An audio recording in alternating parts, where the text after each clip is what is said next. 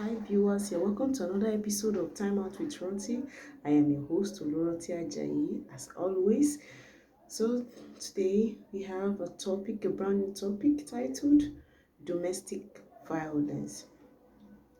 Before we go into this topic properly, of what just happened on Friday recently that's all over the place in Nigeria about a gospel musician.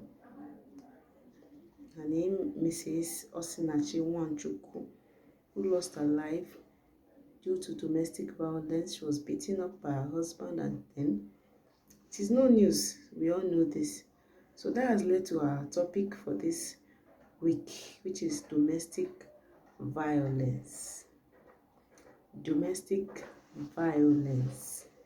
Okay, domestic violence is a physical force intended to hurt or kill a person either within their home or around it. It is an intention to hurt someone physically. And anger, one thing with anger, it doesn't mind where it results to. When a person is angry, the person is not thinking. So your intention at that moment, whenever you're angry, is to hurt the person you're angry at.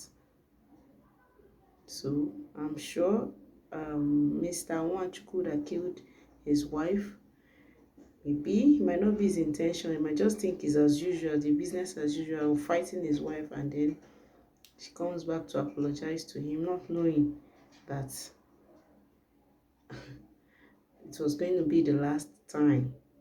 And then he fought his wife, and she went down and ran into coma for 5 days until she passed on.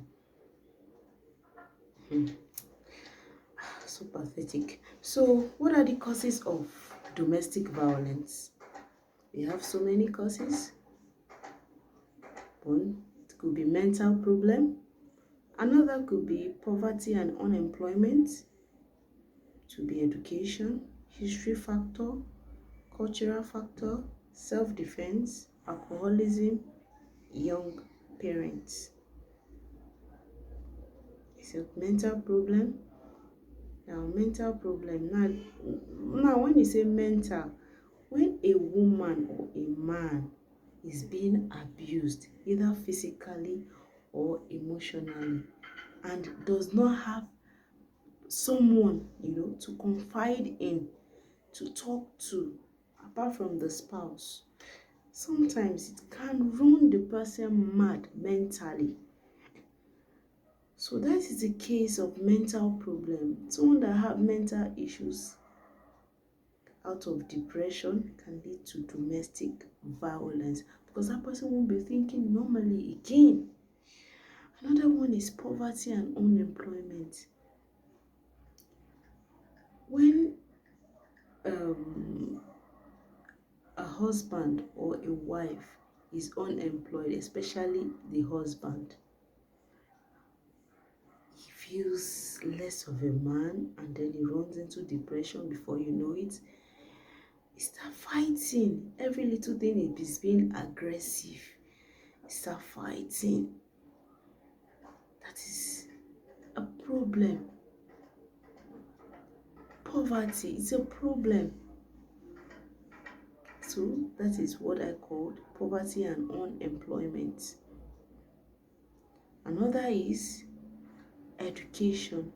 Now, it's not everybody that have access to education. Education, to get educated, to know that this is right and this is wrong.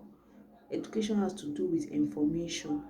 Not everybody has the information about what they are doing right or doing wrong. A person or a spouse or husband or a wife that does not have that education can probably be violence. Now, historical factor is one of it. Historical factor has to do with when in history, it is known, maybe the child has grown to know his parents to be hitting each other whenever they have little arguments. Now the child has chosen to be like that because that is what he has seen as a norm. So that could be historical factor. We have cultural factor, self-defense, alcoholism, and young parents. Some parents are young, and because of their age, they do not know how to care for their young children. Maybe they had the children out of wedlock. Let me say, had the child or children out of wedlock, and they begin to pass their depression, aggression on their child. The child start feeling bad. Or the parents start feeling bad. I'm supposed to be here, I'm supposed to be there, but because of you, this child, because of you, this man, look at where I am today. And it leads to domestic violence. I'm really not happy about what is happening in marriages of nowadays. People are fighting. We see marriage of even a month, a day. What am I saying? Everybody has gone their different ways. It is true that the people that came up with the instructions, that it can be, we can't say it's biblical, it's back, it has biblical back up to say for better for worse. But I'm sure those people that have brought up that law, they are Christians, because they, when they say for better for worse, they don't mean to fight for fighting sake. And that's when it is whether it's in a good time or in a bad time, you are still committed to love this person. They never thought of domestic violence. But now that is the norm. Everybody is fighting their spouse for one reason or the other. So in our next episode, I'll be telling us about ways to avoid domestic violence. It is not good. It's, in fact, to stop it, not to avoid it, stop it. I'm telling us ways to avoid domestic violence. So from there, we'll see how it goes. Yeah, normally I'm supposed to talk about unemployment or be underemployment, but because of what happened on Friday has brought up this new topic. I feel so bad. That is the way I am dressed, the way I am dressed. I'm not happy at all with what is happening. May the Lord help our marriages. May the Lord help us, uphold us to live the kind of marriages that it's heavily recommended. Please, wives, be submissive to your husbands, and husbands, love your wife. Don't see her as a punching bag. If you want to fight, don't just carry out your aggression or how you feel outside and bring it on your family or your wife. Protect your home, because you are the Lord of your home. Don't be more than this. In our next episode, I'll be telling us about the ways to avoid domestic violence. Thank you very much for tuning in today. So in our next episode, we'll tell you more, like I've said.